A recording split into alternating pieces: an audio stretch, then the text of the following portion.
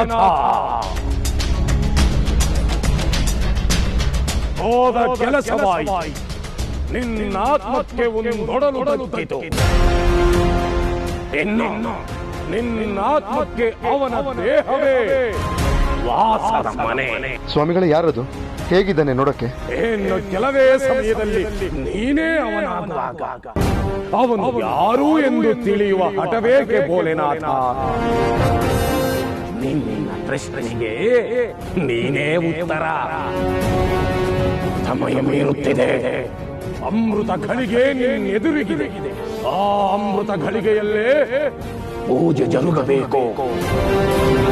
ನಿನ್ನಾತ್ಮ ಅವನ ದೇಹಕ್ಕೆ ಪರಕಾಯ ಪ್ರವೇಶವಾಗಬೇಕು. ಇದೋ ಮಂತ್ರ ಸಂಕ್ರಮಣದ ಕಾಲ. ಚೂರೇ ಚೂರು ಕಾಲಂತೆ ಮೀರಿದರೂ ಅಚಾತುರ್ಯವಾಗುವುದು. ಆ ದೇಹವು ಸಿಗದೆ, ಈ ದೇಹವು ಸಿಗದೆ ನಿನ್ನದು ನಿರ್ದೇಶಿಯಾಗುವುದು. ಮಂತ್ರಾಕ್ಷರಿ ಜಪವನ್ನು ಪಠಿಸು. ಓಂ ತ್ರಯಂಬಕಂ ಯಜಾಮಹೇ ಸುಗಂಧಿಂ ಪುಷ್ಪವರ್ಧನಂ ಊರ್ವಾರುಕಮಿವ ಬಂಧನಾತ್ ಮೃತ್ಯೋಮುಕ್ಷೀಯಮಾಮೃತಾತ್.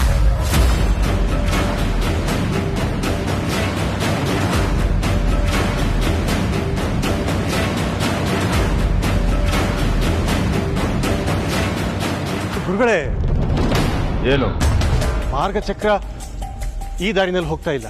ಮೂರ್ಖ, ಮಾರ್ಗಚಕ್ರ ಯಾವತ್ತೂ ದಾರಿ ತಪ್ಪುವುದಿಲ್ಲ, ತಪ್ಪಿಸುವುದೂ ಇಲ್ಲ. ನೀವು ಹೇಳ್ತಿರೋದೇ ನಿಜ ಆಗಿದ್ರೆ ಇದ್ಯಾಕೆ ಈ ದಾರಿನಲ್ಲಿ ಹೋಗ್ತಾ ಇದೆ? ನಿನ್ನ ಮಗ ಇದೇ ದಾರಿಯಲ್ಲಿ ಹೋಗಿದ್ದಾನೆ ಅನ್ನೋದನ್ನ ಸೂಚಿಸುತ್ತಿದೆ. ಏನು ಗುರುಗಳೇ ಹೀಗೆ ಹೇಳ್ತಿದ್ದೀರಾ? ನಾನು ಹುಟ್ಟಿ ಬೆಳೆದಿರೋ ಊರಿದು. ಒಂದು ಸಲ ಕೂಡ ನಾನು ಈ ಜಾಗಕ್ಕೆ ಬಂದಿಲ್ಲ, ಕಾಲಿಟ್ಟಿಲ್ಲ. ಅಂಥದ್ರಲ್ಲಿ ನನ್ನ ಮಗ ಬರ್ತಾನ?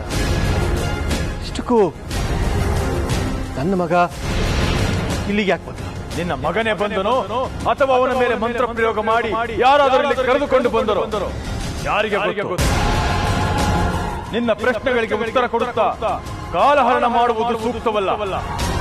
ಅರೆಗಳಿಗೆ ತಡವಾದರೂ ನಿನ್ನ ಮಗನ ಪ್ರಾಣಕ್ಕೆ ಕಂಟಕ. ಅಂದ್ರೆ ನನ್ನ ಮಗ ಅಂಥ ಅಪಾಯದಲ್ಲಿದ್ದಾನ? ಹಾಗಾದ್ರೆ ನಾಗಲೋಕದವರು ನಮ್ಮ ಮೇಲೆ ಯುದ್ಧ ಸಾರಿದರ?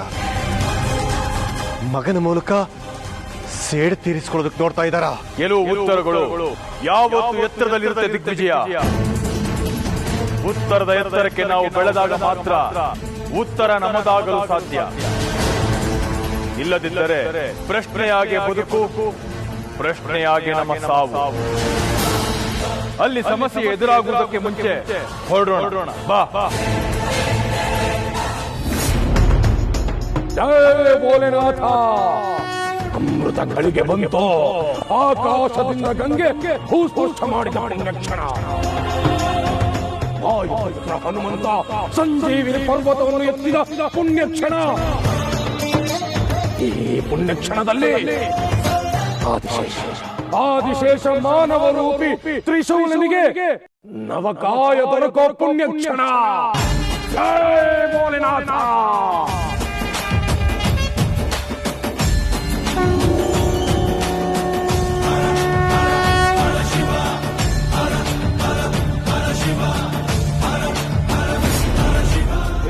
ಭೋಲೆನಾಥ, ನಿನ್ನಡತೆಯಂತೆ ಎಲ್ಲ ಪೂಜಾ ಕಾರ್ಯವೂ ಆಯಿತು. ಇನ್ನುಳಿದಿರುವುದು ಒಂದೇ ಹಂತ, ರೂಪ ಬದಲಾಗುವ ಹಂತ. ಓಂ ಪಂಚಶಕ್ತಿ ಆವಾಹಯಾಮಿ.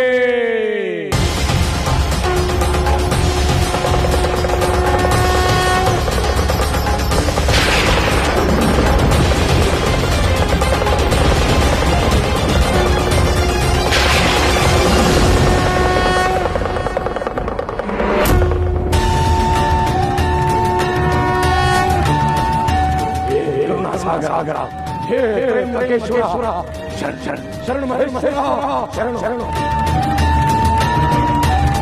ಆದಿಶೇಷ ಮಾನವ ರೂಪಿ ತ್ರಿಶೂಲನಿಗೆ ಹೊಸ ರೂಪ ಕೊಡಲು ಸೂಚನೆ ಕೊಟ್ಟು ಬಿಟ್ಟೆಯಾ?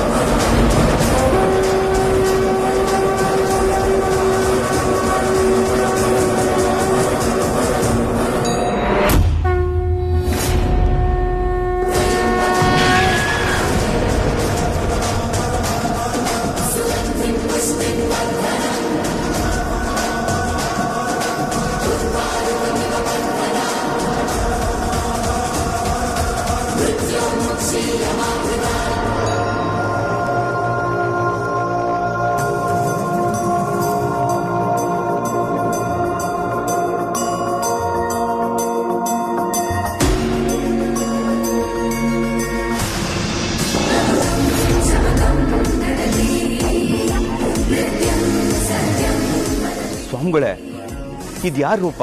ಭಯ ಬೇಡ, ಇದು ಅಭಯ ರೂಪ, ಮಹಾಶಕ್ತಿಶಾಲಿಯ ರೂಪ, ಅಸತ್ಯದಿಂದ ಸತ್ಯದೆಡೆಗೆ ಕರೆದೊಯ್ಯುವ ರೂಪ.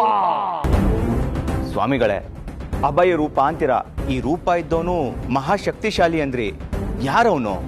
ಅವನು ಶತ್ರುಗಳಿಗೆ ಸಿಂಹ ಸ್ವಪ್ನ, ಮಹಾಯೋಧ.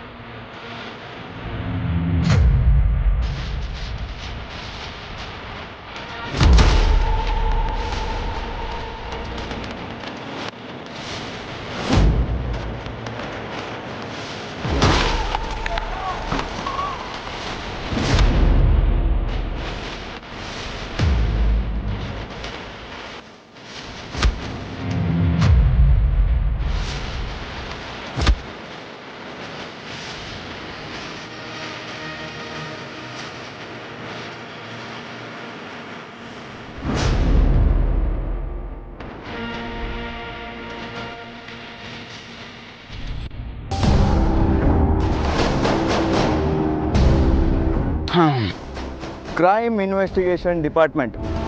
ಉಪ್ಸ್, ಅರ್ಥ ಆಗ್ಲಿಲ್ವೇನ್ರೋ? CID ಅಭಯ್. ಈ ಅಭಯ್ ಕೆಟ್ಟವ್ರಿಗೆ ಭಯಂಕರ, ಅದೇ ಒಳ್ಳೆಯವ್ರಿಗೆ ಅಭಯಂಕರ. ಕಾನೂನಿಗೆ ವಿರುದ್ಧವಾಗಿ ಆ ಭಗವಂತನೇ ನಾನು ಎದುರಿಗೆ ಬಂದರೆ ಆ ಭಗವಂತನ ವಿರುದ್ಧವಾಗಿ ನಿಲ್ಲೋ ನಾನು. ಅಂಥದ್ರಲ್ಲಿ ನೀವುಗಳೆಲ್ಲ ಯಾವ ಲೆಕ್ಕನೋ ನನಗೆ? ಹೇ ಭೋಲೆನಾಥ, ತ್ರಿಶೂಲನ ಬದಲಾಗಬೇಕಾದ ರೂಪವನ್ನು ತೋರಿಸಿಬಿಟ್ಟೆಯ.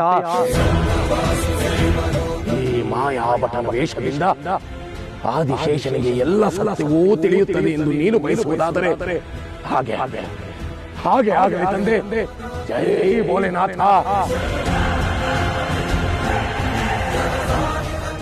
ಅಲ್ಲ ಸ್ವಾಮಿಗಳೇ, ನಾನು ನನ್ನ ರೂಪ ಬದಲಾಗಬೇಕು ಅಂತ ಬಯಸಿದ್ ನಿಜ. ಹಾಗಂತ ಯಾವುದೋ ಜೀವಂತ ವ್ಯಕ್ತಿ ದೇಹ ತಂದಿದ್ದೀರಲ್ಲ, ಮತ್ತೆ ಈ ದೇಹದಲ್ಲಿದ್ದ ಆತ್ಮ ಎಲ್ಲಿ? ಅದರ ಬಗ್ಗೆ ಚಿಂತಿಸಬೇಡ. ಈ ದೇಹದಲ್ಲಿದ್ದ ಆತ್ಮ ನಿನ್ನ ದೇಹದಲ್ಲಿದೆ. ಅಲ್ಲ ಸ್ವಾಮಿಗಳೇ, ಈ ದೇಹದಲ್ಲಿ ನನ್ನ ಆತ್ಮ, ನನ್ನ ದೇಹದಲ್ಲಿ ಅವನ ಆತ್ಮ ಇದ್ರೆ ತೊಂದರೆ ಆಗಲ್ವಾ? ಆಗದು. ಏಕೆಂದರೆ ಆ ದೇಹವು ದಿಗ್ಬಂಧನದಲ್ಲಿದೆ, ಮಹಾನಿದ್ದೆಯಲ್ಲಿದೆ. ಅದು ಅಂತಿಂತ ನಿದ್ದೆಯಲ್ಲ, ಒಂದು ಮಹಾಮಂಡಲ ಕಾಲದವರೆಗೂ ಎಚ್ಚರವಾಗದ ನಿದ್ದೆ.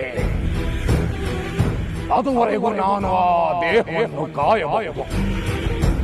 ಆದರೆ ಒಂದು ನೆನಪಿರಲಿ, ಒಂದು ಮಂಡಲ ಕಾಲದಲ್ಲಿ ಅಘೋರ ಕಾರ್ಕೋಟಕ ಅಮಾವಾಸ್ಯೆ ಬರುತ್ತದೆ. ಆ ಅಮಾವಾಸ್ಯೆಗಾಗಿ ನಿನ್ನೆಲ್ಲ ಪ್ರಶ್ನೆಗಳಿಗೂ ಉತ್ತರವನ್ನು ನೀನೇ ಕಂಡುಕೊಳ್ಳಬೇಕು. ಅಷ್ಟೇ ಅಲ್ಲ, ನೀನು ಭೂಲೋಕಕ್ಕೆ ಬಂದ ಉದ್ದೇಶವನ್ನ ತಿಳಿದುಕೊಳ್ಳಬೇಕು. ನೆನಪಿರಲಿ, ನೀನು ಜನ್ಮ ತಾಳಿದ ಉದ್ದೇಶವನ್ನು ಅರಿತುಕೊಳ್ಳಬೇಕು. ನಿನ್ನ ಸುತ್ತ ಇರುವ ವೈರಿಗಳು ಯಾರೆಂದು ನೀನು ಅರಿಯಬೇಕು.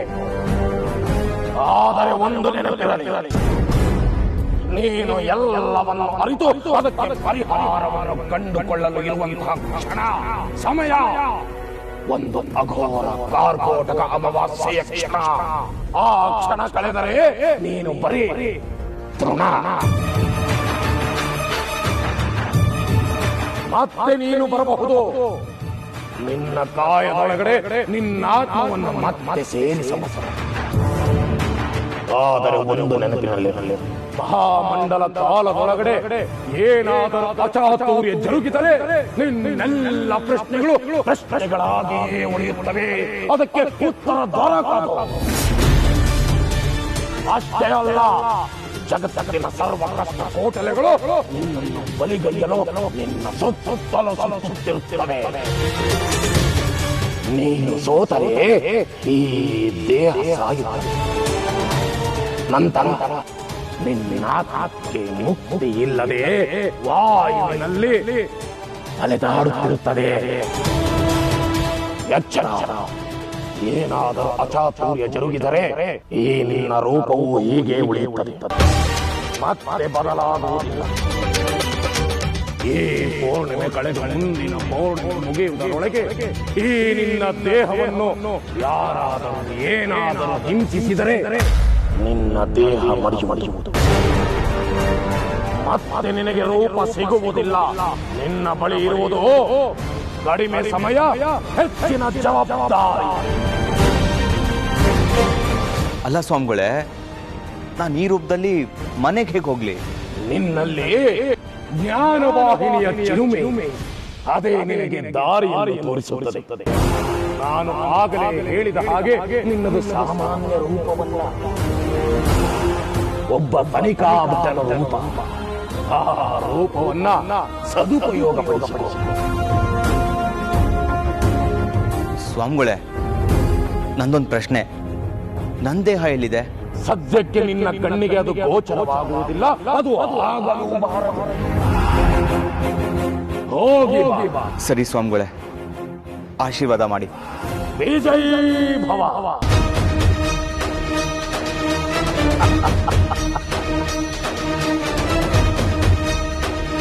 ಹೇ ಭೋಲೆನಾಥ, ನಿನ್ನಂಶ ಸಂಭೂತನಿಗೆ ಜಯವನ್ನು ಪ್ರಾಪ್ತ ಮಾಡೋ. ಜಯ ಭೋಲೆನಾಥ.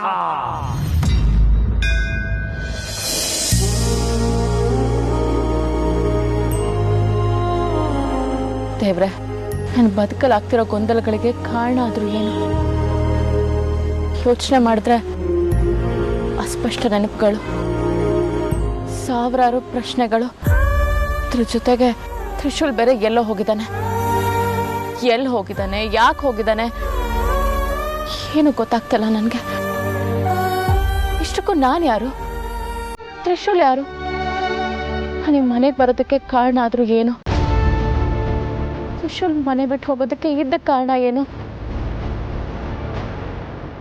ನನಗೋಸ್ಕರ ನಾನು ಏನೂ ಕೇಳ್ತಿಲ್ಲ, ನನಗೇನೂ ಬೇಕಾಗಿಲ್ಲ.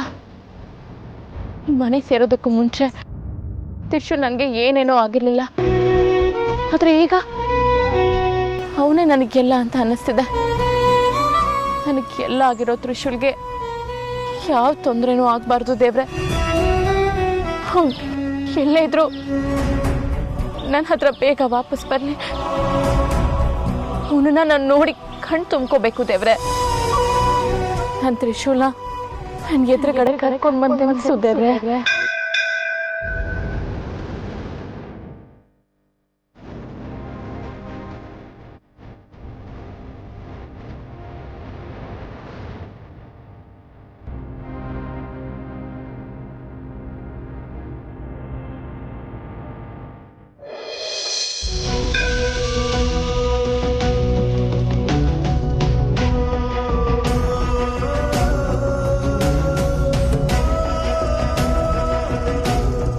ದೇವ್ರೆ, ನನ್ನ ತ್ರಿಶೂಲ ನಾನು ನೋಡಬೇಕು, ಅವನ ಹತ್ರ ಮಾತಾಡಬೇಕು ಅನಿಸ್ತಾ ಇದೆ.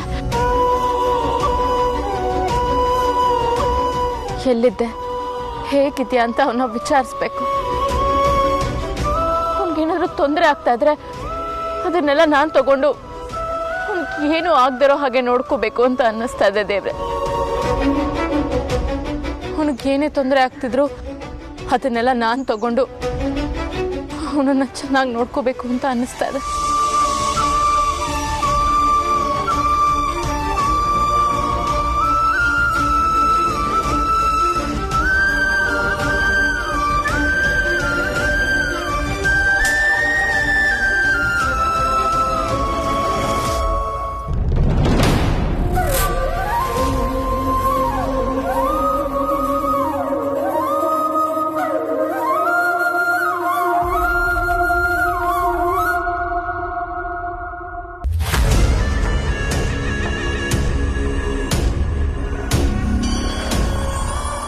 ಏನಾಯ್ತು ಗುರುಗಳೇ? ಮಾರ್ಗ ಚಕ್ರ ನಿಂತಿದೆ. ಇದೇ ನಾವು ಮಂತ್ರದರ್ಪಣದಲ್ಲಿ ನೋಡಿದ ಜಾಗ. ನಿನ್ನ ಮಗ ಇದ್ದಿದ್ದು ಇಲ್ಲೇ. ಆದ್ರೆ ಈಗ ಇಲ್ಲಿ ಯಾರು ಇಲ್ವಲ್ಲ ಗುರುಗಳೇ. ಯಾರು ಇಲ್ಲ. ಇದ್ದು ಅನ್ನೋದಕ್ಕೆ ಇದೇ ಸಾಕ್ಷಿ. ನಿನ್ನ ಮಗನ ಮೇಲೆ ಮಂತ್ರ ಪ್ರಯೋಗವಾಗಿದೆ. ಅವನಿಗೆ ತೊಂದರೆ ಆಗಿದೆ. ಇಲ್ಲ, ನನ್ನ ನೋಟಕ್ಕೆ ಇಲ್ಲಿ ಪೂಜೆಯಾಗಿರುವ ಗುರುತಿದೆ ಹೊರತು ಅವನಿಗೆ ತೊಂದರೆಯಾಗಿರುವ ಕುರುಹು ಕಾಣುತ್ತಿಲ್ಲ. ಅದಕ್ಕೆ ಸಾಕ್ಷಿ ಈ ಮಂಡಲ. ಪೂಜೆ ಆಗಿದೆ ಅಂದ್ರೆ ನನ್ನ ಮಗನಿಗೆ ತೊಂದರೆ ಆಗೇ ಆಗಿರುತ್ತೆ ಅಲ್ವಾ?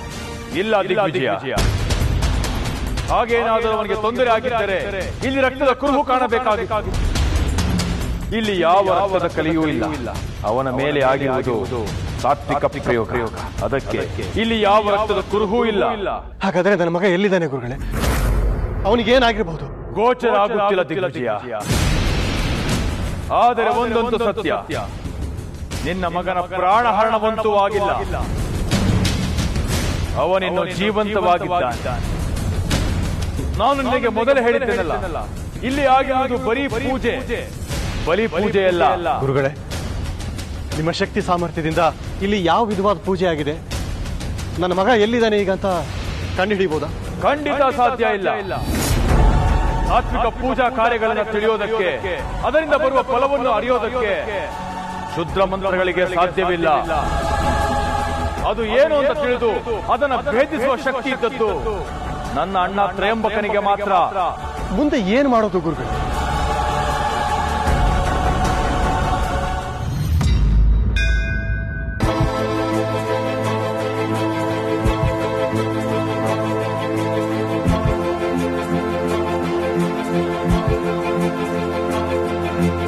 ನೀವು ನಾನು ಅಭಯ್.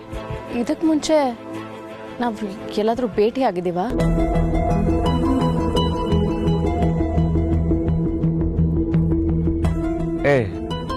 ಚಾನ್ಸೇ ಇಲ್ಲ.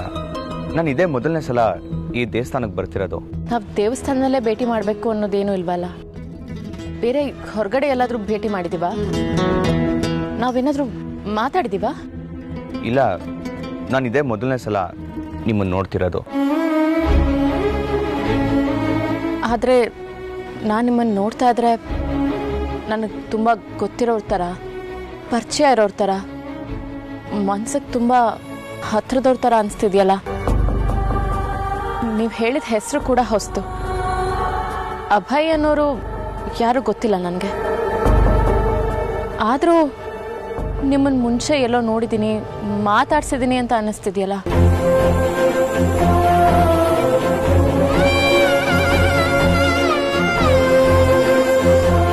ಏನು ಯೋಚನೆ ಮಾಡ್ತಾ ಇದ್ದೀರಾ? ನನ್ನನ್ನು ಮುಂಚೆ ಎಲ್ಲಾದರೂ ನೋಡಿದಿರಾ ನೀವು? ಇಲ್ಲ ಮೇಡಮ್, ಇದೇ ಮೊದಲನೇ ಸಲ ನೋಡ್ತಿರೋದು ಅಂತ ಹೇಳಿದ್ನಲ್ಲ. ಕ್ಷಮಿಸಿ, ನಾನು ಹೀಗೆಲ್ಲ ಯಾರನ್ನೂ ಮಾತಾಡ್ಸೋಳಲ್ಲ. ಆದರೆ ನಿಮ್ಮನ್ನು ನೋಡಿದಾಗ ಮಾತಾಡಿಸ್ಬೇಕು ಅನಿಸ್ತು, ಅದಕ್ಕೆ ಕೇಳಿದೆ. It's okay madam, no problem. ಪ್ರಸಾದ ಕೊಡ್ತೀರಾ? ಹಾಂ ಹಾಂ.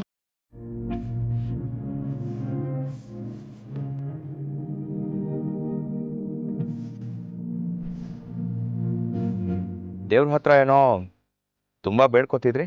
ಹಾಂ, ಅದು ಮನೇಲಿ ಸ್ವಲ್ಪ ಸಮಸ್ಯೆ ಇತ್ತು. ಎಲ್ಲ ಸರಿ ಹೋಗುತ್ತೆ. ಈಗ ಆಗಿರೋ ಸಮಸ್ಯೆಗಳು ಮುಂದೆ ಬರೋ ಸಮಸ್ಯೆನ ಸರಿ ಮಾಡಕ್ಕೆ ಬಂದಿದೆ ಅಂತ ಅನ್ಕೊಳ್ತೀನಿ. ಅವ್ನು ಎಲ್ಲಿದ್ರೂ ಬೇಗ ಬಂದ್ಬಿಟ್ರೆ ಸಾಕು. ಎಲ್ಲ ಸಮಸ್ಯೆಗಳಿಗೂ ಅವನೇ ಪರಿಹಾರ.